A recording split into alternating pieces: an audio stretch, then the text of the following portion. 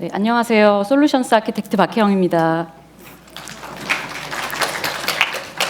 네, 이번 세션에서는 AWS 기반 블록체인 일부 환경 구성하기 세션입니다.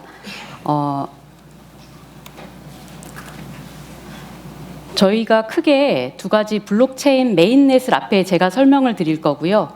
이후에 쿠버네티크스 설명을 유다니엘 솔루션스 아키텍트가 설명을 드릴 겁니다. 아마 오늘 들어오신 분들은 다들 존버? 물려 계십니까? 상당히 어려운 두 가지 주제인데 개발 코드 설명도 굉장히 많이 할 것 같습니다. 혹시 개발자가 아니신 분들은 졸려서 죽을 수도 있습니다. 그래서 저희가 곳곳에 퀴즈 문제를 배치해서 아마존 코인은 아직 없어서 아마존 크레딧을 에어드랍을 할 테니까 많은 참여 부탁드립니다. 네.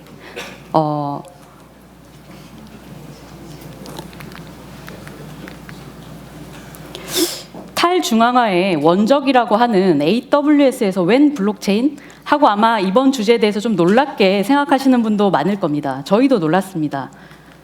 아마존 인프라 위에 이렇게 많은 블록체인 메인넷들이 올라와 있습니다. 비트코인, 스텔라, 아이콘, 이오스, 네오 등등. 진리카 같은 경우에는 3,000개의 노드를 블록체인 인프라를 이용해서 돌리고 있다고 하죠. 그래서 저희가 통계를 내봤더니 실제로 블록체인 메인넷들 중에서 81%가 아마존 인프라를 사용하고 있었습니다. 그 중에는 다시 그 81%를 들여다보니 86%는 이더리움과 같은 공개형 네트워크였고요. 14%는 하이퍼레저와 같은 프라이빗 기업형 네트워크였습니다. 아시다시피 기업형 네트워크가 포션이 훨씬 작은 이유는 기업형은 소수의 한정된 노드가 블록을 만들기 때문에 큰 사이징의 노드가 필요 없기 때문에 이런 편차가 나오겠죠. 어쨌건 저희도 블록체인에 뛰어들 수밖에 없는 이런 현실이 됐고 저희 아마존 코리아에서도 오늘 1부, 2부를 진행할 솔루션스 5명이 이런 활동들을 같이 블록체인에 관련된 업무를 하고 있습니다.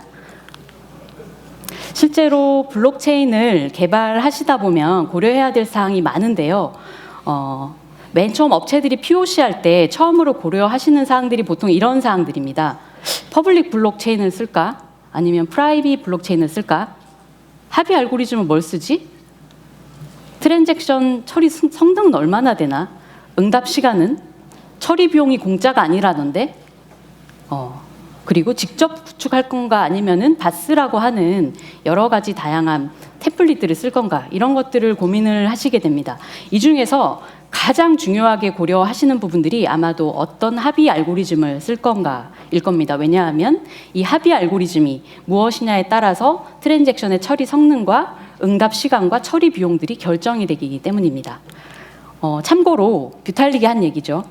블록체인은 트릴레마가 있다. 확장성, 보안성, 탈중앙화 세 가지를 모두 만족시키기는 어렵다고 하는데 예를 들어서 이더리움이나 비트코인처럼 완전 탈중앙화된 노드는 블럭이 분산돼 있어서 보안성은 굉장히 좋은데 노드가 너무 많고 합의해야 하고 복잡하게 블록체인을 만들기 때문에 확장성은 좋지 않다라고 얘기를 합니다. 반대로 페리티나 하이퍼레저처럼 중앙에 좀 집중화되어 있는 노드들 같은 경우에는 확장성, 성능은 굉장히 좋지만 탈중앙화는 해치고 그렇기 때문에 보안성은 낮다고 하죠.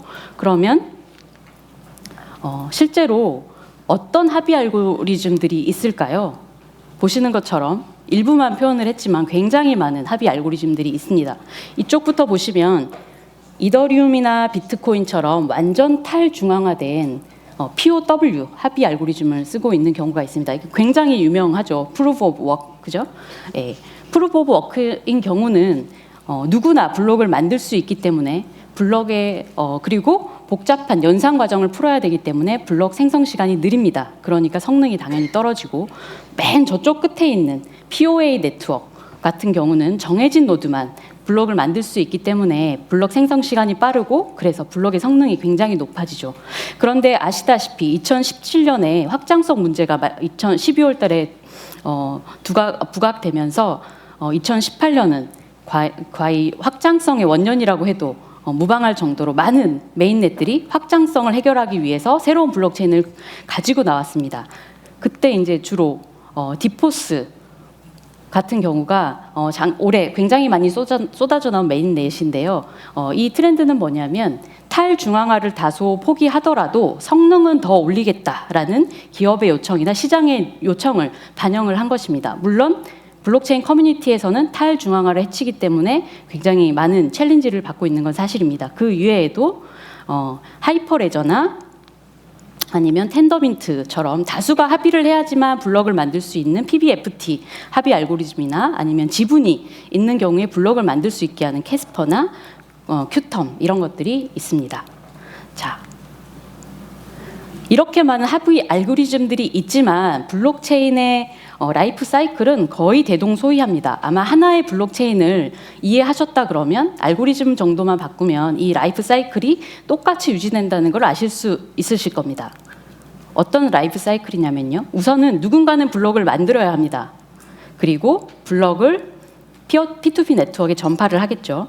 전파가 되면 이 새로운 블록을 받은 피어는 그냥 끼워 넣는 것이 아니라 블록이 제대로 생성되었는지를 검증을 하고 검증된 후 바로 확정을 하든 아니면 한참 뒤에 이 블록이 메인 체인임을 확정을 하고요.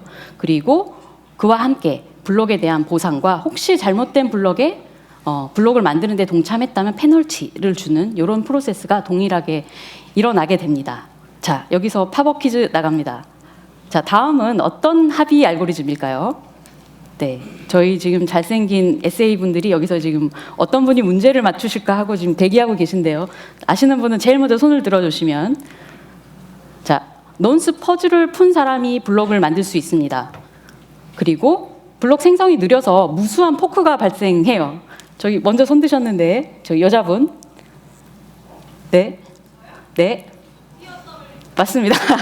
네, 계속 이어서 드리시고요. 예, 아직 숨은 퀴즈가 굉장히 2부까지 많기 때문에 다들 적극 동참 부탁드립니다.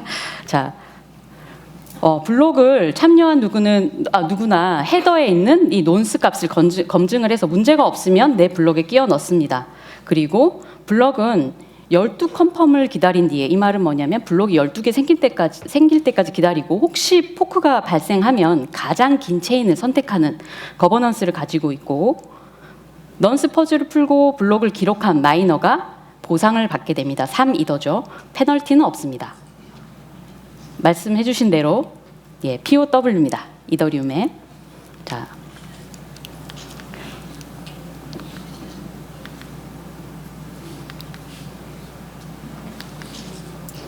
POW는 아마 블록체인을 접하신 분들은 굉장히 많이 보셨을 텐데요. 간단하게 설명을 드리겠습니다.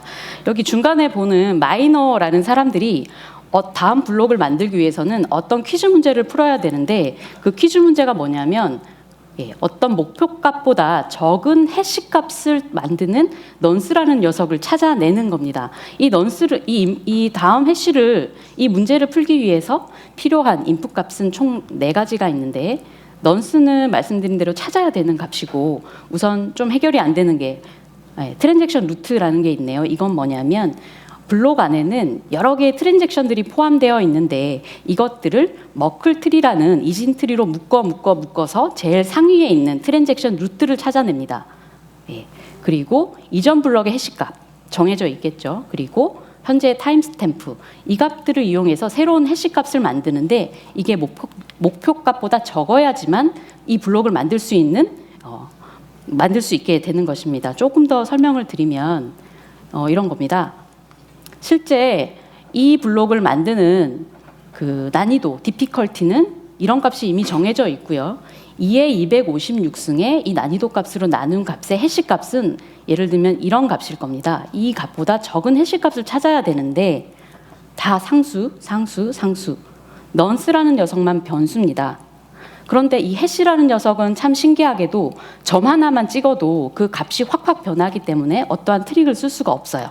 그래서 마이너는 0부터 계속 값을 대입해 보는 거죠. 그래서 이 해시 값이 이 값보다 적은 어떤 값이 나올 때까지 계속 돌리는 거예요. 그런데 이대시라는 건 비트코인과는 약간 다른 점이 이런 캐싱, CPU 연산만 하는 것이 아니라 이런 값들을 하나하나 대입할 때마다 64번의 메모리 작업을 더 해야 되거든요. 그래서 훨씬 느리게 아식이나 이런 별도의 하드웨어 가지고는 장난질을 치지 못하도록 하는 보안 로직이 알고리즘에 조금 더 숨어 있습니다. 자, 두 번째 퀴즈입니다. 자, 긴장하시고요. 두 번째 퀴즈는 첫 번째 퀴즈보다 조금 더 어렵습니다. 자, 블록 생성을 누가 하냐면 권한을 가진 사이너가 순서대로 돌아가면서 블록을 생성합니다. 손을 이렇게 빨리 맞춰주시면 제가 상당히 저기 까만 옷 입으신 남자분, 네, 앞에 네 번째 분, 네, 맞습니다. 네, 문제가 너무 쉽나요? 오늘 오신 분들이 역시 존버 분들이 맞으신 거라고 확신을 하면서 다시 계속 설명을 드리겠습니다. 자, 블록을 앞과는 좀 다르죠.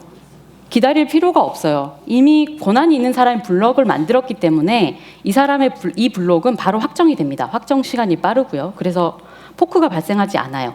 확정되자마자 보상을 줘야 될 텐데 이미 정해진 노드 가지고 어떠한 경쟁도 여기에는 없기 때문에 보상은 없습니다. 하지만 내 순번이 아닌 경우에 블록을 만들게 되면 약간 블록을 만드는 시간이 좀 기다렸다가 만드는 정도의 약간의 페널티가 부과되어 있습니다. 그리고 블록 전파 속도는 당연히 빠르고요. 블록은 헤더를 까서 보고 블록 생성자의 서명이 거기에 딱 박혀 있으면 제대로 된 블록이구나 라고 생각을 하고 별도의 검증단은 없습니다. 예, 정답 맞춰주신 대로 이더리움의 POA 클리크입니다.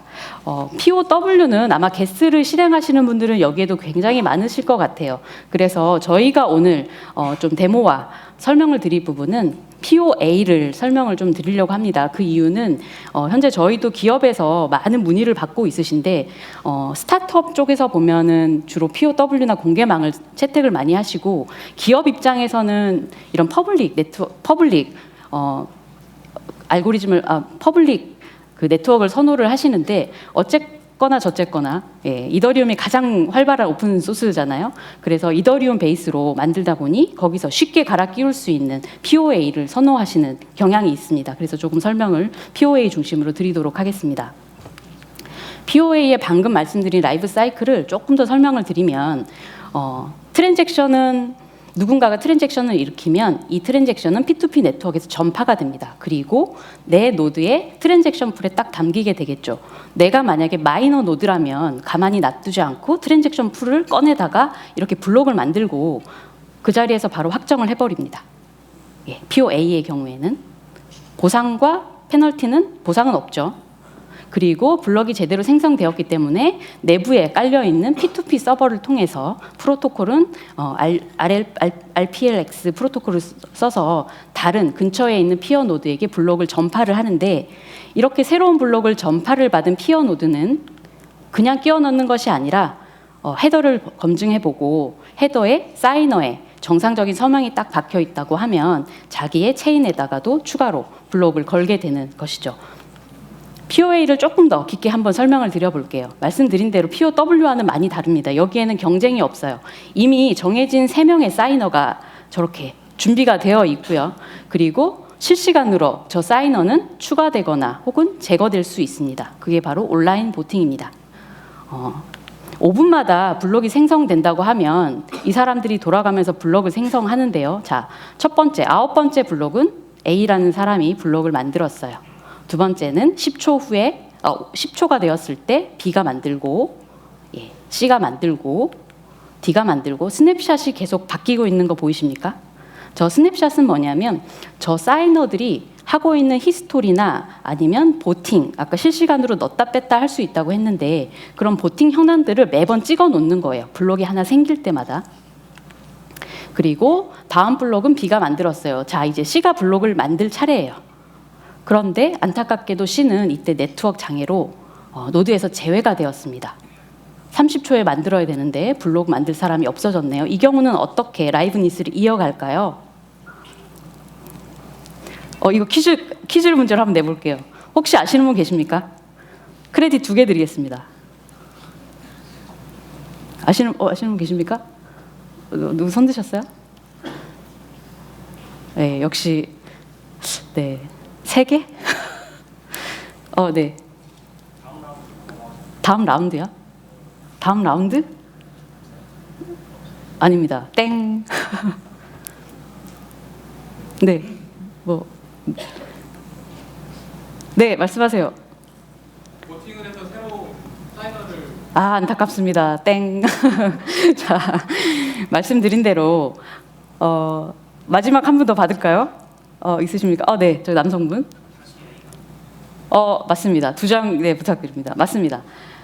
C가 해야 되는데 C가 없어졌으니 A 아니면 B가 보팅을 할 수밖에 없어요. 그래서 30초까지 기다렸다가 31초가 딱 되면 A가 블록을 끼워 넣습니다. B는 넣을 수가 없어요. 왜냐하면 바로 앞전에 B가 만들었잖아요.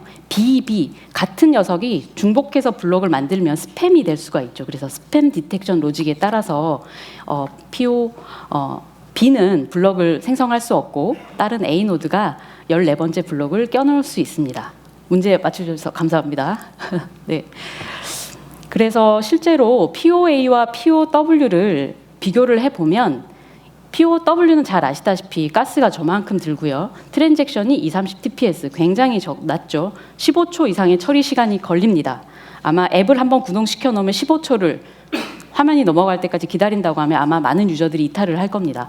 반면에 POW는 저렇게 트랜잭션 수수료가 없고요. 처리 성능은 훨씬 높고 처리 시간은 더 짧아지겠죠. 이런 이유 때문에 많은 프라이빗 환경을 구축하는 분들이 POW보다는 POA 합의 알고리즘을 좀 더 선호하는 추세이기도 합니다.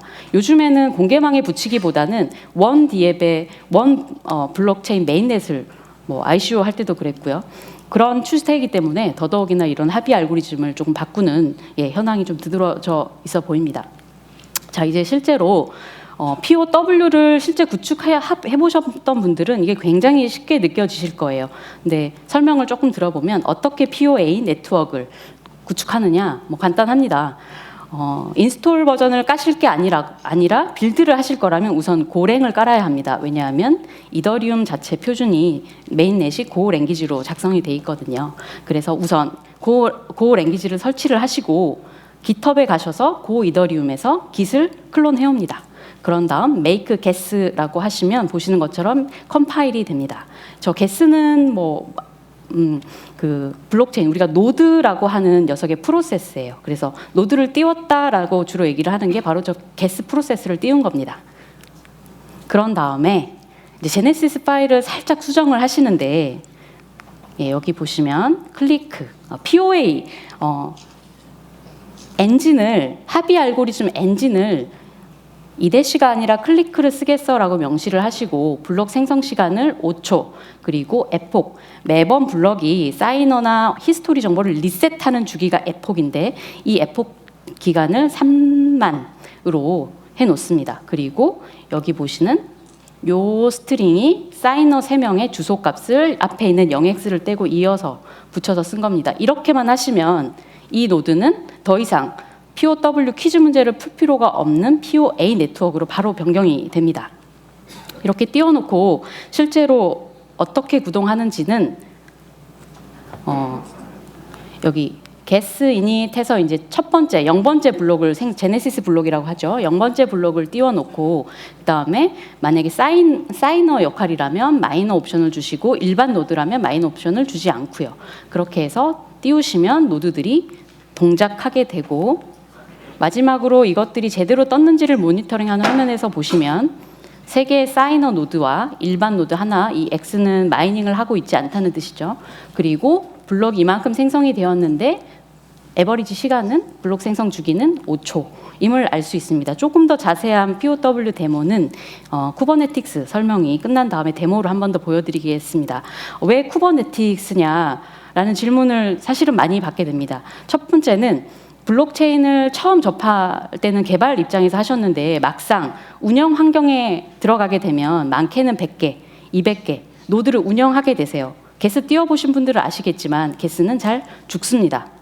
그리고 버전이 맞지 않거나 웹3와 호환이 되지 않거나 미스트나 메타마스크와 버전이 맞지 않으면 게스는 잘 죽어요. 한두 개 정도는 내가 띄울 수 있는데 여러 개의 노드를 어떻게 다 모니터링하고 라이프 사이클을 관리하겠습니까? 그런 것들을 효율적으로 관리하기 위해서 컨테이너라는 기술을 써서 운영 모드에서는 배포하시고 운영을 하시는 것들이 더 효율적이라고 생각이 됩니다. 자, 다음 세션은 쿠버네틱스 관련된 설명을 유다니엘 에세이가 설명을 드리도록 하겠습니다. 네, 안녕하세요. 유다니어 솔루션스 아키텍트입니다. 네, 앞에서 소개하신 대로 이번 남은 시간 동안은 실제로 이제 블록체인 네트워크를 이더리움 네트워크를 이제 쿠버네티스라고 하는 컨테이너 플랫폼 위에서 구성하는 과정에 대해서 좀 살펴보도록 하겠습니다. 아마도 이제 블록체인 개발을 그 전에 시작하셨던 분들은 간단하게 본인의 PC나 로컬 VM 하나 띄워서 게스 설치해서 간략한 환경을 꾸려서 사용해 보셨을 거라고 생각이 됩니다. 뭐 개발 환경은 그렇게 사용할 수 있고요, 충분히. 근데 나중에 운영에 대해서 고민하게 되면은 아마도 도커 스웜이나 쿠버네티스와 같은 컨테이너 오케스트레이션 플랫폼을 고려하실 거라고 생각이 됩니다. 근데 이제 컨테이너와 이 블록체인 이 두 기술을 단순히 보면은 어떤 공통점이 많이 있어 보이질 않아요. 자, 아시다시피 이제 컨테이너는 어플리케이션을 호스팅하는 플랫폼이고요. 반면에 블록체인은 데이터가 탈중앙화된 시스템에 분산되어 저장되는 일종의 데이터베이스 아키텍처입니다. 따라서 컨테이너는 이제 블록체인 기반의 어플리케이션을 이제 배포하기 위한 어떤 플랫폼을 제공하는 것 외에 블록체인과는 별다른 관련성이 있어 보이지 않아요. 그런데 이제 두 기술의 어떤 기본 개념이나 설계 원칙에 대해서 생각해 보면은 이제 몇 가지 공통적인 특징들이 있습니다. 이제 확실히 이 두 기술은 만들어진 목적이 서로 다르기 때문에 서로 다른 종류의 문제를 해결합니다. 허나 이와 같은 더 공통적인 개념이 있다고 볼 수가 있어요. 보시면 탈중앙화, 내결함성, 불변성, 확장성 이 네 가지 개념들을 서로 공유하고 있다고 볼 수가 있습니다. 하나씩 좀 살펴보도록 하겠습니다. 먼저 탈중앙화 개념입니다. 이미 뭐 블록체인을 아시는 분들은 블록체인 데이터는 탈중앙화된 시스템에 분산되어 저장이 되잖아요. 마찬가지로 컨테이너도 이와 유사하게 동작합니다. 컨테이너의 어플리케이션은 다수의 노드에 의해서 다수의 컨테이너에 의해서 구동이 되어집니다. 그 중에서 어느 컨테이너가 다른 컨테이너보다 더 중요하지 않고요. 또 어플리케이션의 요구에 따라서 부하가 다른 노드로 이동할 수도 있습니다. 그래서 보면은 이 블록체인과 이 컨테이너 이 두 기술은 어떤 중앙 시스템에 대한 의존도가 없는 어떤 분산화, 어떤 탈중앙화에 대한 성격을 가지고 있다라고 볼 수가 있겠죠. 두 번째 공통적인 개념은 내결함성입니다. 블록체인 네트워크에 있는 각각의 노드는 서로 데이터를 주고받는 동기화 과정을 거치게 됩니다. 그래서 만약에 네트워크에 있는 일부의 노드가 사라져도 데이터는 유실 없이 유지가 될 수가 있는 거죠. 그래서 블록체인은 기존 데이터베이스보다 더 안정적이다라고 생각해 볼 수도 있습니다. 컨테이너도 이와 비슷하게 동작합니다. 컨테이너의 어플리케이션은 이제 여러 복제 컨테이너로 구성이 되기 때문에 만약에 하나의 컨테이너가 실패해도 다른 컨테이너 지속적으로 실행되기 때문에 서비스는 중단 없이 유지가 될 수가 있는 거죠. 그래서 보면은 이 두 기술은 어떤 문제나 실패에 대한 내결함성이라는 성격 또한 가지고 있습니다. 세 번째 공통적인 개념은 이제 불변성이죠. 잘 아시다시피 블록체인의 데이터가 한번 작성이 되면은 이 데이터를 수정하는 것은 불가능합니다. 만약 변경하기 원하신다면은 이미 배치되어 있는 블록에 있는 데이터를 수정하는 것이 아니라 어떤 새로운 블록에 새로운 데이터를 작성해야 한다는 거죠. 그리고 이제 컨테이너 플랫폼도 변경이 불가능한 일종의 이뮤터블 인프라라고 볼 수가 있습니다. 만약 컨테이너에 있는 어플리케이션을 수정하기 원하신다면은 기존 컨테이너를 변경하지 않고요, 새로운 컨테이너를 생성해서 배포해야만 한다는 거죠. 그래서 보면은 이 두 기술은 불변성이라는 개념을 서로 공유하고 있습니다. 그럼 마지막으로 네 번째 공통적인 개념은 이제 확장성입니다. 이 확장 기능은 이 두 기술의 어떻게 보면 핵심 기능이라 볼 수가 있겠습니다. 블록체인은 일종의 이제 분산 시스템이기 때문에 기존 데이터베이스보다 좀 더 빠르고 광범위하게 확장할 수 있는 것이 특징이죠.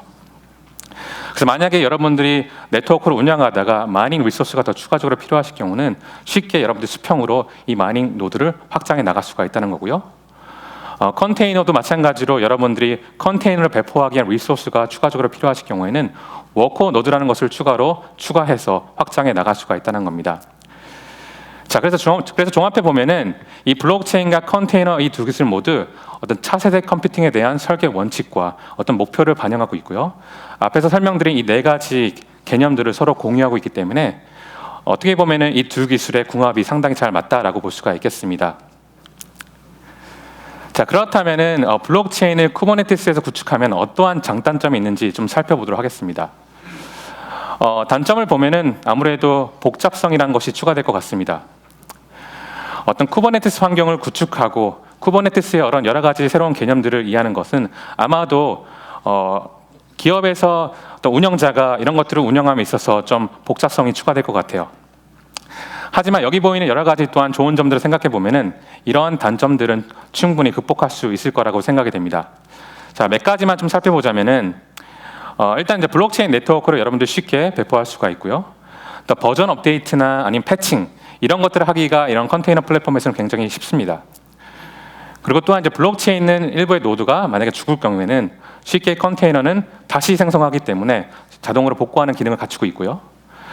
그리고 어떤 민감한 정보들, 예를 들면 패스워드나 키스토어나 프라이빗 키 이런 민감한 정보를 저장하기에는 쿠버네티스의 시크릿이라는 객체를 이용해서 어떤 컨테이너라는 컴퓨팅 플랫폼과 스토리지라는 그 영역을 완전히 분리해서 격리할 수가 있습니다. 그리고 마지막으로는 이제 서비스. 네. 서비스는 이제 어플리케이션, 즉 컨테이너 실행하고 있는 어플리케이션들은 외부에서 연결이 필요할 수가 있겠습니다. 예를 들면 이더스탯이나 RPC 서비스 같은 경우는 외부에서 연결을 해야 되죠. 그때 AWS 로드 밸런싱이라는 서비스와 충분히 통합을 해서 이런 네트워크 통로를 제공할 수가 있다는 겁니다. 그래서 이런 장점들은 충분히 이런 쿠버네티스라는 환경이 어떤 블록체인 네트워크를 운영함에 있어서 상당히 매력적일 수 있다라고 저는 개인적으로 생각하고 있습니다. 이미 AWS는 이제 컨테이너 기반의 어떤 블록체인 네트워크, 예를 들면은 이더리움 네트워크나 하이퍼레저 패브릭한 네트워크를 쉽게 구축할 수 있는 블록체인 템플릿이라는 서비스를 지난 4월부터 고객분들에게 제공해드리고 있었습니다. 그래서 이런 템플릿을 실행하게 되면은 수분 안에 이와 같은 아키텍처가 빠르게 배포가 돼서 여러분들은 실제로 어떤 인프라에 집중하는 것이 아니라 블록체인 어플리케이션을 구축하는데 더 많은 시간들을 사용할 수가 있게 된다는 거죠. 그런데 몇 가지 개인적인 아쉬움들이 있었습니다. 일단은 이렇게 배포된 이더리움 네트워크는 이제 POW 이런 합의 알고리즘으로 동작하게끔 고정이 되어 있었어요. 그래서 만약에 여러분들이 POA 네트워크를 운영하기 원한다면은 이 템플릿에서는 지원되지 않았습니다. 그리고 이제 또 한 가지는 여기 설치되어 있는 RPC 라이브러리들이 있는데 기본적인 RPC 라이브러리들이 설치가 되어 있어서 여러분들이 만약에 고급 기능, 예를 들면 DB나 어드민이나 어떤 추가적인 라이브러리 필요하실 경우에는 이 템플릿에서는 지원되지 않았습니다. 그리고 또 한 가지는 요즘 보면은 이제 컨테이너 플랫폼을 많이 고려하고 계시는데 그 중에서도 쿠버네티스에 대한 관심이 상당히 많습니다. 특히 이제 블록체인을 구축하는 고객들께서는 그런데 이 템플릿에서는 저 ECS라고 하는 저희 컨테이너 기반의 플랫폼은 지원했지만은 쿠버네티스와 같은 이런 컨테이너 플랫폼은 지원하지 않았던 거죠. 그래서 이런 좀 아쉬움을 달래드리기 위해서 오늘 저희가 쿠버네티스 기반의 이더리움 POA 네트워크를 구축하는 과정에 대해서 좀 살펴보려고 합니다.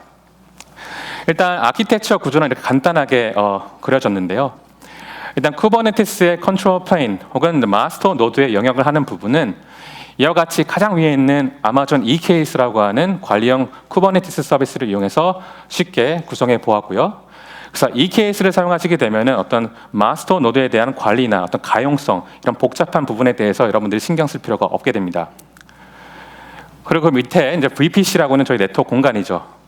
그 VPC 아래 두 개의 AG 가용 영역을 거쳐서 저희 쿠버네티스가 사용하는 이제 월커 노드가 이게 분산돼서 배포가 되어집니다. 이렇게 배포하는 이유는 단순하겠죠. 베스트 프랙티스입니다. 즉 만약에 가용 영역 하나가 장애가 나거나 중단이 됐을 때 다른 가용 영역에서 이런 블록체인 네트워크를 꾸준히 유지할 수 있게끔 이렇게 분산해서 배포하는 것을 저희가 권장드리고 있는 거죠. 그리고 이런 워커 노드는 나중에 마이닝 리소스를 추가적으로 확장해 나갈 수 있도록 이렇게 오토 스케일링 그룹이 설정이 되어 있고요. 그리고 이제 워커 노드 안에는 실제로 이더리움 네트워크를 구성하는 컴포넌트들, 쿠버네티스 용어로 파드라는 것들로 이렇게 이더리움 네트워크가 꾸려진다라고 이해하시면 되겠습니다. 그래서 이와 같은 환경을 저희가 어떻게 구축이 되는지를 좀 살펴볼 예정입니다. 그래서 구축 순서는 크게 이게 두 가지 단계로 나눠서 설명을 드릴 건데요. 첫 번째 단계에서는 쿠버네티스 클러스터 환경을 어떻게 구축하는지 그 과정에 대해서 좀 살펴보도록 하겠고요. 두 번째 단계에서는 이렇게 구축한 쿠버네티스 환경 위에 POA 이더리움 네트워크를 어떻게 구축할 수 있는지 그 과정에 대해서 살펴보도록 하겠습니다. 네, 그래서 첫 번째 단계 쿠버네티스 클러스터 구축입니다. 클라우드에서 이제 인프라를 구축하고 관리하는데 가장 권장되는 방법은 인프라를 코드 형태, 즉 인프라스트럭처 에서 코드 형태로 배포하고 관리하는 것을 저희가 권장드리고 있습니다. 예를 들면 어떤 인프라 변경 사항이 있거나 인프라를 추가하거나 제거하거나 어떤 새로운 환경을 만들어내야 할 때 여러분들이 템플릿을 작성해서 배포하시면은 수동으로 인프라를 구축하고 관리하고 변경하는 것들을 어떤 최소화할 수가 있다는 거죠. 그래서 여러분들이 빠르게 인프라를 구축할 수 있을 뿐만 아니라 사람이 하는 실수를 자동화되었기 때문에 실수를 줄일 수가 있겠고요. 그리고 또한 인프라 코드로 작성됐기 때문에 형상 관리, 버전 관리 이런 것들을 아주 손쉽게 할 수가 있다는 겁니다. AWS에서 이렇게 인프라를 코드 형태로 작성할 수 있게 하는 서비스가 바로 클라우드 포메이션이라는 서비스입니다. 그래서 저희는 쿠버네티스 인프라를 구축하는데 필요한 VPC, EKS, 월코너드라는 각각의 영역들을 각각의 템플릿으로 만들어 보았고요. 잘 보이시지는 않지만은 각각의 템플릿 안에는 이 VPC라는 혹은 EKS라고 하는 이런 인프라를 구축하기 위해서 필요한 리소스들이 정의가 되었고, 이렇게 템플릿을 작성해서 배포하게 되면은 수번 안에 VPC, EKS, 월코너드 각각의 인프라들이 구축이 돼서 여러분들이 사용할 수 있게 된다라고 이해하시면 되겠습니다. 이와 관련된 소스는 저희가 이후에 한 링크를 통해서 제공해 드릴 예정이라서 혹시나 궁금하신 분들은 나중에 보시면 될 것 같고요. 그래서 각각의 템플릿을 실행하는 화면이고요. 이건 클라우드 포메이션 콘솔 화면입니다. 각각의 템플릿 실행이 완료가 되면은 실행된 완성된 이제 리소스들을 이제 볼 수가 있어요. 그래서 뭐 잘 보이시지 않겠지만은 VPC 템플릿을 실행했을 때는 VPC와 관련된 생산된 리소스의 정보를 확인할 수 있고, 이런 정보는 그 다음 스택, 예를 들면 EKS 스택을 생성할 때 활용이 되는 일종의 인풋 값들이라 보시면 되겠습니다. 중요한 거는 이렇게 인프라를 자동화하기 위해서 이런 클라우드 포메이션 템플릿을 사용해서 빠르게 배포하고 반복해서 여러분들 환경들을 찍어낼 수 있다는 것이 가장 큰 메리트라고 생각하시면 될 것 같아요. 네, 이렇게 이제 인프라 단을 이제 구축했다고 해서 다 끝난 것이 아니라 이제 클라이언트 단에서 여러분들이 구성하는 부분들이 몇 가지가 있습니다. 첫 번째는 쿠버네티스 API 서버에 여러분들이 명령어, 어떤 API 호출을 할 수 있게끔 kubectl이라는 클라이언트가 구성이 되는 것이 필요하고요. 그리고 여러분들 PC에 설정되어 있는 AWS IAM 유저, 사용자, 이런 크레덴셜로 여러분들이 쿠버네티스 API 서버에 인증하기 위해서는 AWS IAM Authentication이라는 별도의 바이너리 모듈이 설치가 되어야 합니다. 그리고 또 한 가지는 아까 좀 전에 저희가 클라우드 포메이션을 통해서 프로비전한 워커노드는 아직까지는 이 쿠버네티스 클러스터에 참여하는 노드가 아닙니다. 즉 컨테이너를 배포할 수 있는 준비가 되지 않은 노드인 거죠. 그래서 이 노드를 참여하게 만들기 위해서는 또 별도의 설정이 필요한데, 클라이언트를 구성하는 것은 굉장히 간단한 스텝을 통해서 할 수가 있기 때문에, 그리고 저희 더큐멘테이션 자세히 설명이 되었기 때문에 여기서는 별도로 설명을 드리지 않겠습니다. 자, 이 그림에 대해서 저 설명을 드리자면요, 쿠버네티스가 kubectl이라고 하는 클라이언트에서 명령어를 실행한 AWS IAM 유저를 어떻게 인증해 주는지를 보여주는 플로우라고 보시면 될 것 같아요. 그래서 AWS IAM 유저가 kubectl에서 API 호출을 하게 되면은 이 유저의 크레덴셜을 이용해서 토큰이라는 것을 발행합니다. 이 토큰은 쿠버네티스 API 서버에 전달이 되고, 그리고 이 API 서버는 뒤에 있는 AWS OS라는 서비스와 통신을 해서 토큰의 밸리디티를 검증하게 됩니다. 그래서 검증이 확인이 되면은 쿠버네티스의 권한에 따라서 이 사용자에게 어떤 특정 기간 동안 어떤 명령어를 실행할 수 있게끔 허가를 해주고, 그렇지 않다면은 거절하는 그런 플로우라고 이해하시면 될 것 같습니다. 네, 그렇게 해서 이렇게 인프라가 구축이 됐고 클라이언트가 구성이 됐다면 이런 모습으로 이제 동작을 한다라고 보시면 될 것 같아요. 왼쪽에 보이는 블록체인 개발자는 kubectl이라고 하는 CLI에서 API를 호출하게 되고, 이 API 호출은 EKS 마스터 노드에 있는 API 서버와 통신을 하게 됩니다. 그리고 이제 쿠버네티스에 있는 뭐 시크릿이나 config 맵이나 어떤 객체에 관련된 정보들은 API 서버가 오른쪽에 보이는 분산 키 밸류 스토리지와 통신을 해서 저장을 하게 되고요. 그리고 각각의 이제 워커노드, 밑에 있는 거 워커노드인데, 워커노드에는 큐블릿이라는 쿠버네티스 프로세스가 실행이 되어집니다. 그래서 API 서버는 이 큐블릿 프로세스와 통신을 해서 컨테이너와 혹은 쿠버네티스 용어로 파드라는 것을 어떻게 스케줄링하고 배치할지를 결정하게 되고, 또한 이런 큐블릿 프로세스에는 오른쪽에 보이는 도커 레지스트리, 도커 헙이나 AWS의 ECR이라는 서비스와 통신을 해서 도커 이미지를 이제 풀링하는 작업들을 수행하게 된다라고 보시면 될 것 같아요.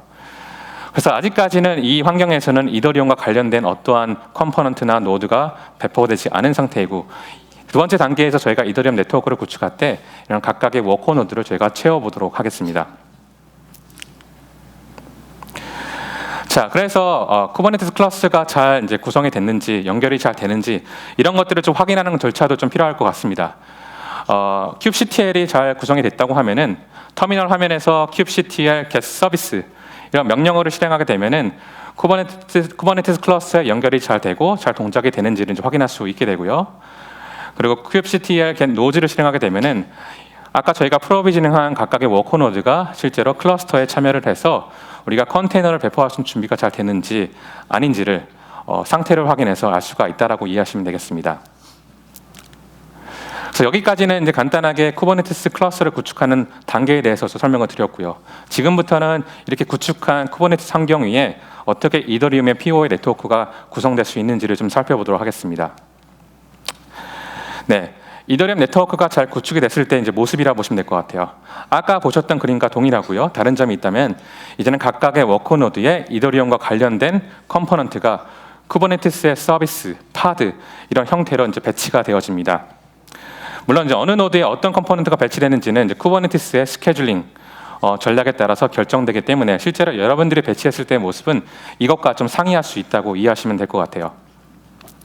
자, 이렇게 해서 이더리움 네트워크가 잘 구축이 되면은 이더리움 서비스를 사용하는 사용자는 이더스탯이라는 서비스를 AWS의 일라스틱 로드 밸런스라고 하는 서비스의 엔드포인트를 통해서 연결을 해서 네트워크 상태를 대시보드를 통해서 확인할 수 있게 되고요. 그리고 또한 일반 노드나 마이닝 노드에서 제공하는 RPC 서비스에 메타마스크나 이더리움 월릿이나 하는 이런 어플리케이션을 가지고 접속을 해서 어떤 트랜잭션을 서밋한다든지 하는 작업들을 수행할 수가 있게 된다라고 보시면 될 것 같습니다.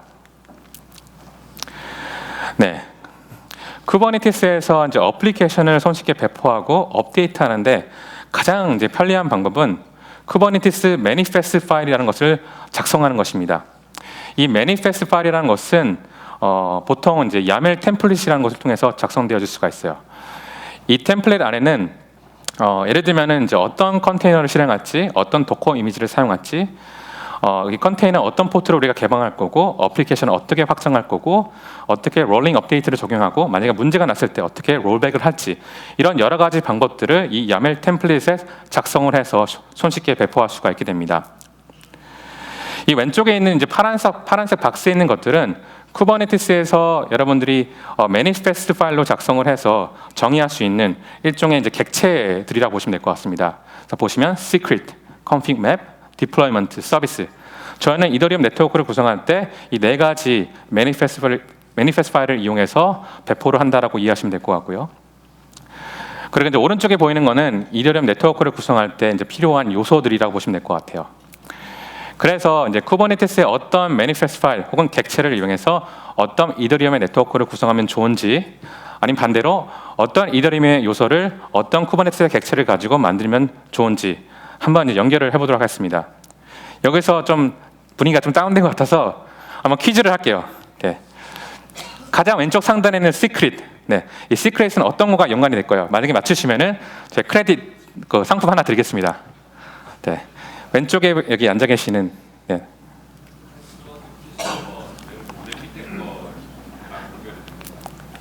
네, 맞습니다. 네, 축하드립니다. 네, 보시면 시크릿은 어떻게 보면은 되게 비밀스럽잖아요. 비밀스러운 거, 시크릿 해석해 보면은 비밀스럽다. 그래서 어떤 이더리움의 어떤 패스워드나 키스토어나 프라이빗 키 이런 민감한 정보를 저장하는데 활용해 볼 수가 있겠습니다. 자, 두 번째 퀴즈, config map. 이번에 이쪽을 좀 보고 오른쪽에 계시는, 네, 첫 번째. 너무 잘 맞추시는데요. 네, 맞습니다. 네, config 어떤 설정과 관련됐잖아요. 그래서 이더리움의 네트워크 정보나 아니면 제네시스 블록에 관련된 설정들을 이런 것들 저장하기 굉장히 편리합니다.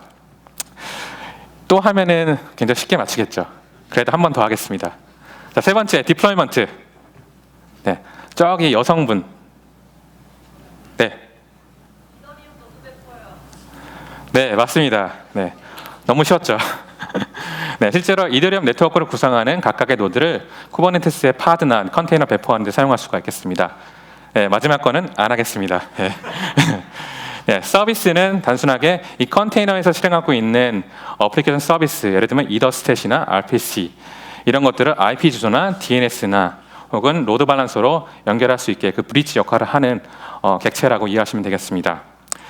그래서 저희가 쿠버네티스 환경에서 구축한 이더리움 네트워크는 이와 같은 쿠버네티스 객체들로 이제 구성이 되어 있다라고 보시면 될 것 같아요. 가장 밑에 있는 시크릿에는 뭐 이더 스텝 키, 부트 키, 패스 파일, 사이너 키 스토어, 노드 키 스토어 같은 굉장히 민감한 정보들, 이런 것들은 저희가 시크릿으로 만들어 보았고요.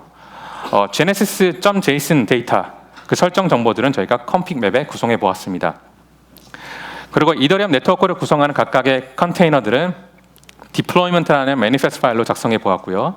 가장 위에 있는 서비스에는 이더스택 같은 경우는 외부에서 브라우저로 연결을 해서 대시보드로 봐야 하기 때문에 이 경우에는 저희가 엘라스틱 로드 밸런스와 통합을 통해서 네트워크 통로를 제공하고요. 부트 노드는 이더리움 네트워크 내부에서 사이너나 일반 노드가 초기에 네트워크의 어떤 피어링 작업들을 수행할 수 있도록 부트 노드가 그 네트워크 통로를 제공합니다. 그리고 일반 노드는 이제 외부에서 RPC, 이더리움 API 이런 것들을 실행할 수 있게끔 하기 위해서 서비스로 저희가 노출해 보았습니다. 그래서 각각의 박스 안의 컴포넌트별로 어떻게 그 매니페스트 파일이 작성되어졌는지 간략하게 좀 살펴보도록 할게요. 일단 왼쪽에 보이는 이제 부트키 시크릿이라는 파일이 있습니다. 이게 이제 매니페스트 파일이 어떻게 작성되어 있는지 보여주는 건데요. 이더리움의 노드, 뭐 부트 노드나 일반 노드나 뭐 사이너 노드나 각각의 노드는 이 노드 ID라는 것을 가지고 네트워크상에서 식별되어집니다. 이 이노드 i는 이제 16바이트의 랜덤 키로 만들어지는데 이 파일 안에는 랜덤 키라는 것이 이제 작성되어 있습니다. 일종의 부트키. 이 부트키를 이제 부트 노드에 안전하게 제공하기 위해서 이 경우에는 이런 시크릿이 작성되어진 거라고 이해하시면 될 것 같고요. 오른쪽에 보이는 이더스탯 시크릿은 사이너 노드나 일반 노드나 각각의 그 매트릭 정보들, 체인에 관련된 매트릭 정보를 지속적으로 이더스탯 어플리케이션에 제공합니다. 이때 인증을 통해서 어떤 패스워드를 인증을 통해서 안전하게 제공하기 위해서 이제 패스 프레이즈가 필요한데 그 부분을 이렇게 이더스탯 시크릿에 작성해 본 거고요. 여기 보이는 두 개의 파일은 이제 같은 일을 하는 이제 시크릿 파일입니다. 위에 있는 거는 이제 일반 노드에게 이더리움 키스토어 파일을 제공하기 위해서 작성한 거고, 밑에 있는 거는 사이너 노드에게 그 키스토어 파일을 제공하기 위해서 작성되어진 겁니다. 뭐 이더리움을 그 전에 사용하신 분들은 잘 아실 겁니다. 뭐 데이터 섹션에 UTC로 시작하는 파일은 어카운트를 생성했을 때 생성되는 키스토어 파일이고요. 키스토어 파일 이름이고, 오른쪽에 있는 것은 이 키스토어 파일 안에 있는 JSON 데이터를 베이스 64로 인코딩한 값입니다. 그래서 이렇게 여기서는 임의적으로 저희가 두 개의 키스토어 파일을 일반 노드에게 제공하기 위해서 이렇게 시크릿을 작성한 거고요. 마찬가지로 밑에 있는 거는 하나의 키스토어 파일을 사이너 노드에게 제공하기 위해서 작성되어진 거라고 보시면 될 것 같습니다. 그 다음 보실 거는 이제 사이너의 시크릿. 네. POA 네트워크에 있는 각각의 그 사이너 노드는 실제로 트랜잭션을 사이닝하기 위해서는 본인들의 주소가 있어야 돼요. 어카운트 주소나 뭐 프라이빗 키 이런 것들을 가지고 트랜잭션 사이닝을 합니다. 그때 사이너 노드가 만들어졌을 때 이제 게스 프로세스가 실행될 때 이런 본인들의 어카운트 주소, 프라이빗 키를 참조할 수 있게끔 하기 위해서 이렇게 시크릿으로 작성한 거고요. 오른쪽에 보이는 패스 파일은 이런 각각의 사이너 노드가 실제로 트랜잭션을 사인할 때 본인들의 그 어카운트를 언락해야 합니다. 즉 잠금 해제를 해야 되는데 잠금 해제할 때 사용하는 패스 프레이즈가 있습니다. 그것들을 초기에 이렇게 시크릿으로 작성한 거라고 이해하시면 되겠습니다. 그 다음은 제네시스 컴픽 맵입니다. 이 제네시스 컴픽 맵 안에는 이제 네트워크의 정보라든지 아니면 genesis.json 그 파일 안에 들어가는 여러 가지 설정 정보들이 있잖아요. 예를 들면은 뭐 POA를 위한 설정 정보, 아까도 뭐 설명드렸다시피, 그리고 뭐 최초의 사이너 주소가 무엇인지 이런 것들에 관련된 설정 정보는 이렇게 컴픽 맵에 작성해서 배포하시면은 컨테이너에서 이런 정보를 손쉽게 사용할 수가 있게 된다라고 보시면 되겠습니다. 그래서 여기까지는 이제 네트워크에서 필요한 설정과 어떤 패스워드, 어떤 민감한 정보들을 컨테이너에서 쉽게 공유하기 위해서 시크릿이나 컴픽 맵으로 작성한 거라고 이해하시면 될 것 같고요. 지금부터는 실제로 네트워크를 구성하는 각각의 노드가 어떻게 작성되어졌는지를 좀 살펴보도록 하겠습니다. 일단 이제 부트 노드입니다. 부트 노드의 이제 요소를 보시면은 일단 사용하고 있는 도커 이미지가 있습니다. 뭐 이 경우에는 이더리움 1.7.3 버전을 도커 헙에서 이제 불러오게 되고요. 더 높은 버전이 필요하신 분들은 그 높은 버전의 도커 이미지를 불러올 수가 있겠습니다. 그래서 그리고 또한 이 컨테이너에서 개방해야 되는 포트 넘버들이 설정이 되어 있고요. 가장 중요한 부분은 아무래도 어떤 프로세스가 실행되냐라는 거겠죠. 컨테이너에서. 이 경우에는 이제 부트 노드 프로세스가 실행되어지는데 그 안에 옵션을 보면 노드 키를 사용합니다. 이 노드 키는 아까 저희가 부트 키 시크릿을 만들었을 때 거기 작성되어져 있는 그 그 부트키의 랜덤 키 있잖아요. 그것들을 여기서 사용해서 이제 부트노드를 실행하게 되고요. 이거에 대한 결과는 이 노드 URL이라는 것이 이제 만들어진다라고 이해하시면 되겠습니다. 그 다음은 사이너, 가장 중요한 노드라고 볼 수가 있겠죠.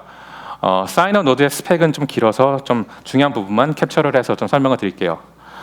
일단은 가장 상단에 이닛 컨테이너라는 것이 있습니다. 이닛 컨테이너는 이 파드의 어떤 메인 컨테이너를 실행하기 전에 어떤 사전에 설정을 해야 될 것들이 있거나 어떤 사전에 어떤 태스크를 수행하는 것들이 있으면은 이닛 컨테이너를 작성하게 되면은 어떤 사전에 수행되어지는 이제 컨테이너들입니다.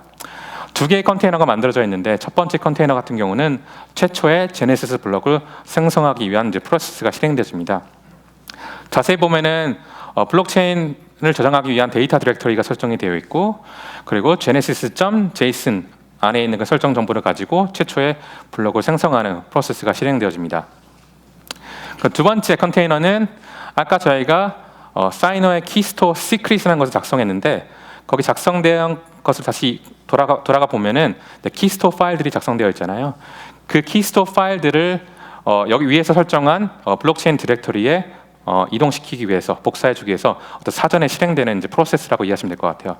다시 말씀드리자면 이 두 개의 컨테이너는 어떤 메인 컨테이너가 실행되기 전에 어떤 사전 설정 작업을 하기 위해서 실행되어지는 컨테이너들입니다.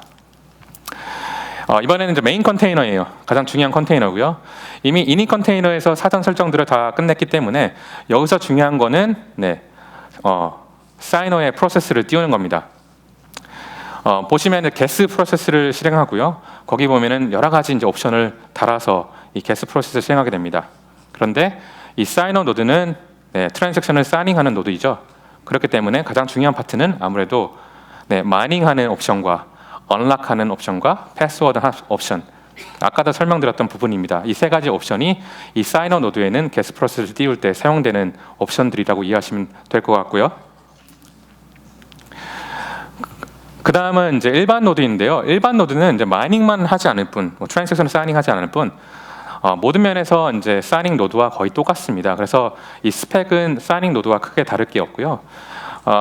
근데 게스 프로세스 실행하는 거 보면은 여기서 빠진 부분이 아까 저희가 보았던 마인과 패스워드와 그리고 언락, 이 세 가지 옵션이 제외된 부분이라고 보시면 될 것 같아요. 네. 더 마지막으로 보실 파일들은 이제 etherstat 디플로이먼트 파일과 서비스인데요. etherstat 같은 경우는 크게 다른 점이 일단 사용하고 있는 도커 이미지가 좀 다릅니다. 아까는 이더리움 1.7.3이라는 스탠다드한 도커 이미지를 사용했다면은 이 경우에는 이미 etherstat 어플리케이션이 패키징되어 있는 도커 이미지를 도커 헙에서 사용하고 있어요. 그렇기 때문에 굉장히 복잡하지 않고 간단하게 npm start라는 명령어를 실행해서 웹 서버를 3,000 포트로 이제 구동하는 겁니다. 그런데 이제 etherstat 같은 경우는 이제 외부에서 브라우저로 연결을 하셔야 하잖아요. 그래야 이제 대시보드를 보고 네트워크 상태를 확인할 수 있기 때문에 이 경우에는 별도의 etherstat 서비스를 이제 만들어서 여기서 실행하고 있는 etherstat 어플리케이션이 외부에 연결될 수 있게끔 하기 위해서 작성되어졌습니다. 중요한 부분을 보시면은 일단 포트가 80 포트, 즉 왼쪽에 보이는 3000 포트를 이제 80 포트로 매핑해주는 설정이 있고, 또 타입을 보시면 이제 로드 밸런서라는 것이 있습니다. 이렇게 로드 밸런서라고 작성이 되면은 이 서비스 파일이 배포가 됐을 때 AWS의 일라스틱 로드 밸런스라고 하는 서비스가 하나가 생성이 돼서 그 로드 밸런스의 엔드 포인트를 통해서 이 80 포트로 접속을 하게 되면은 이 3000 포트의 어플리케이션 서비스를 사용할 수 있게 된다라고 이해하시면 될 것 같습니다. 네, 이렇게 해서 실제로 이더리움 네트워크를 구성하는 이제 쿠버네티스 매니페스트 파일이 어떻게 작성되어진지를 좀 살펴보았고요. 이렇게 이제 각각의 파일들을 이와 같은 kubectl apply -f라는 옵션에 파일 이름을 주고 실행하시게 되면은 각각의 컴포넌트들이 이제 배포가 되어집니다. 배포가 되면은 여러분들이 좀 검증하는 것들이 좀 필요하실 수 있을 것 같습니다. 그래서 간단하게 검증하는 방법은 kubectl get secret을 생각하게 되면은 생성된 secret에 대한 목록을 이와 같이 확인이 가능하고요. kubectl get config 맵을 실행하게 되면은 지금 화면에 보이시는 것 같이 이게 하나의 객체가 만들어진 것을 확인할 수가 있습니다. 마찬가지로 이제 get deployment을 실행하게 되면은 각각의 그 이더리움 네트워크의 노드가 만들어진 것들을 확인할 수 있죠. 그래서 예를 들면은 부트 노드가 1개, etherstat이 1개, 일반 노드가 1개, 사이너가 3개 이렇게 만들어진 것들을 확인할 수 있게 되고요. get 서비스를 하게 되면은 뭐 부트노드 같은 경우는 이제 external IP, 외부에 노출된 IP가 없고 네트워크 내부에서 연결이 가능한 이제 클러스터 IP가 제공되고 있는 걸 볼 수 있고 어떤 포트가 개방되어 있는지 확인할 수가 있게 되고요. 이더스택 같은 경우는 그 타입의 로드 밸런서가 정의되어 있고 external IP에 로드 밸런서 엔드포인트가 이렇게 보여지고 있습니다. 네, 그래서 여기까지 하셨으면은 이제 쿠버네티스에서 확인하는 작업들은 다 하신 거고요. 실제로 이제 이더리움 월릿이나 미스트 브라우저나 이런 것들을 이용해서 이 네트워크가 잘 동작하고 있는지 뭐 확인해 보는 것도 가능할 수가 있겠습니다. 저 같은 경우는 이제 미스트 브라우저를 이용해서 RPC 옵션에 이제 일반 노드에서 제공되고 있는 RPC 서비스에 이제 붙어본 거고요. 접속이 되면은 이와 같은 화면을 이제 볼 수가 있고. 여기서 이제 여러분들이 뭐 어카운트를 생성한다든지 뭐 트랜잭션을 한다든지 그런 것들을 통해서 네트워크 상태를 확인해 볼 수가 있을 것 같습니다. 네, 그래서 여러분들께 저희가 이제 데모를 이제 보여드리고 하는데 데모는 저희가 앞에서 설명드렸던 그 매니페스트 파일들을 이용해서 실제로 POI 네트워크를 배포하는 것을 좀 보여드리도록 하겠고요. 이렇게 배포된 환경에서 실행 중인 뭐 일반 노드의 RPC URL에 미스트 브라우저로 연결을 해서 간단하게 어카운트를 하나 만들어 보고 그 다음에 만들어진 어카운트에 이더를 좀 트랜잭션을 해볼 거고요. 마지막으로 간단하게 스마트 컨트랙트를 배포해서 잘 동작하는지를 검증한 것들을 해보겠습니다. 데모가 좀 순조롭게 진행되기 위해서 이제 박혜영 SA와 함께 진행하도록 하겠습니다. 네, 보통 이렇게 설명만 드리면 얘네들이 사기치는 거 아닌가, 실제 이게 워킹하나 이런 것들을 의심하시는 분들이 계셔서 저희 한 10분 남았는데 5분 정도 짧게 진행하고 혹시 시간이 된다면 간략한 질문 받도록 하겠습니다. 자, 우선 큐브 컨트롤 get all 해서 현재 지금 어떤 상태인지 보여드릴게요.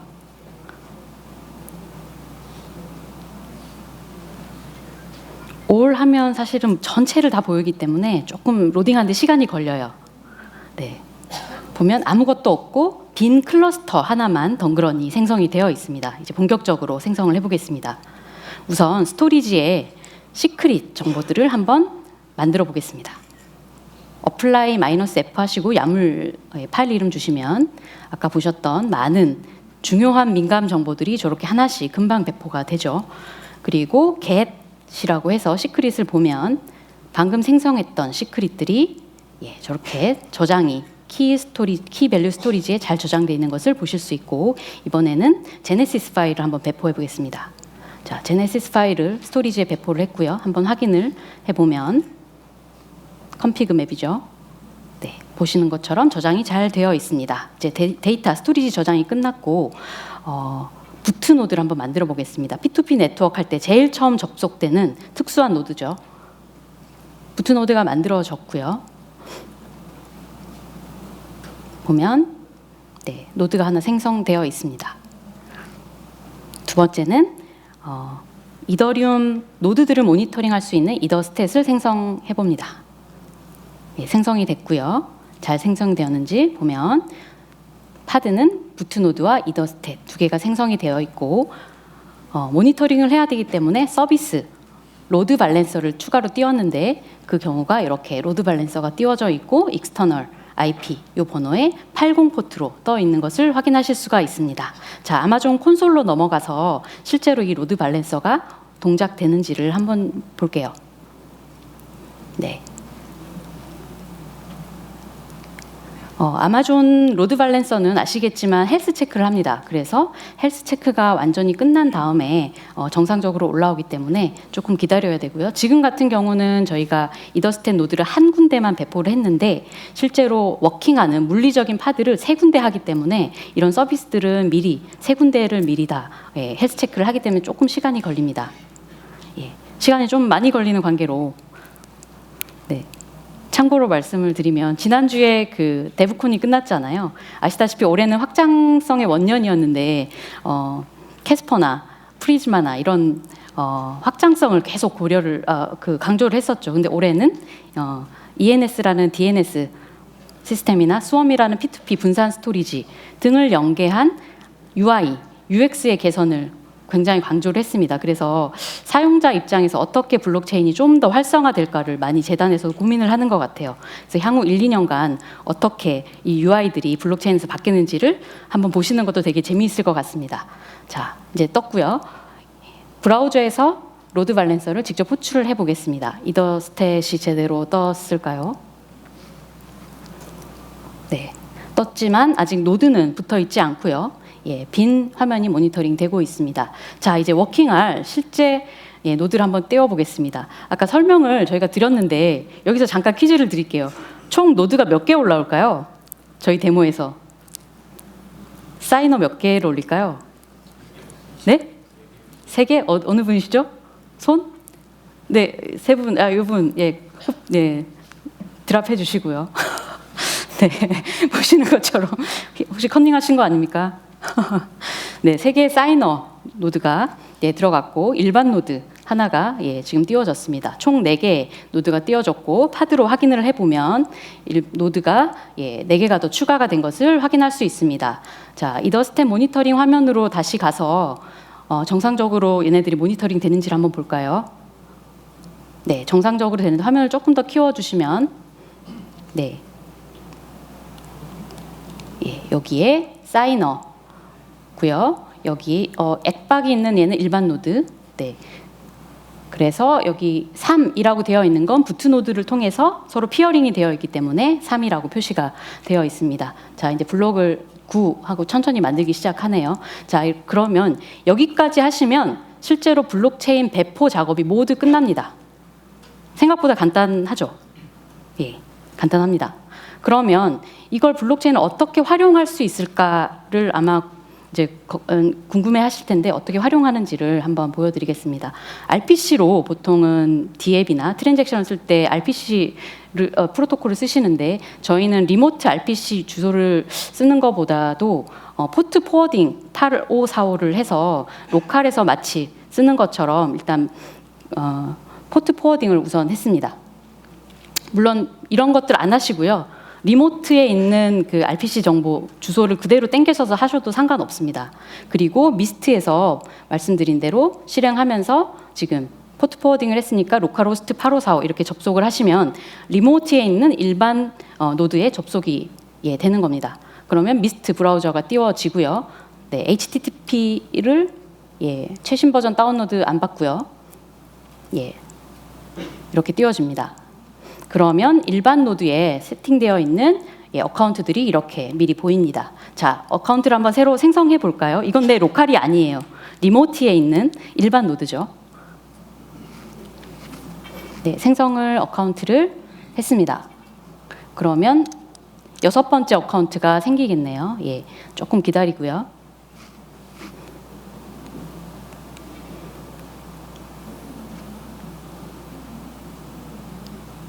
네, 키 파일 잘 보관하라는 얼럿이 떴습니다. 그리고 6번째 어카운트가 저기에 떴음을 볼 수 있습니다. 자, 어카운트 주소는 20짜리 헥사값 20짜리니까 기억 못 하시니까 가서 잠깐 저장을 복사를 하고요. 새로 생성한 저 어카운트 6번에 한번 돈을 송금해 보도록 하겠습니다. 자, 메인 어카운트에서 방금 생성한 어카운트에 10이더를 전송을 하고 네, 미스트가 지정한 디폴트 수수료 0.02 수수료 그냥 내고 생성을 해봅니다. 자, 그러면 사실은 저희가 이걸 보여드리기 위해서 미스트와 게스 노드의 버전이 맞지 않으면 보통 일반적으로 게스는 잘 죽습니다. 그래서 매번 띄우는 프로세스를 별도로 만드시거나 하는 복잡한 작업을 하셔야 돼요. 하지만 쿠버네티스로 설정을 하시면 쿠버네티스가 라이프 사이클 관리를 합니다. 그래서 이렇게 자동으로 죽으면 띄워주죠. 그래서 트랜잭션이 지금 아까 방금 보낸 트랜잭션이 여기 걸려 있고요. 이게 이제 정상적으로 올라오면 이 사이너들이 누군가가 이 블록에 이 트랜잭션을 끼워 넣을 겁니다. 자, 0 되면서 블록이 올라갔고 트랜잭션 처리가 되었네요. 자, 모니터링 상에선 됐는데 미스트 화면에서도 실제 되었을까요? 네.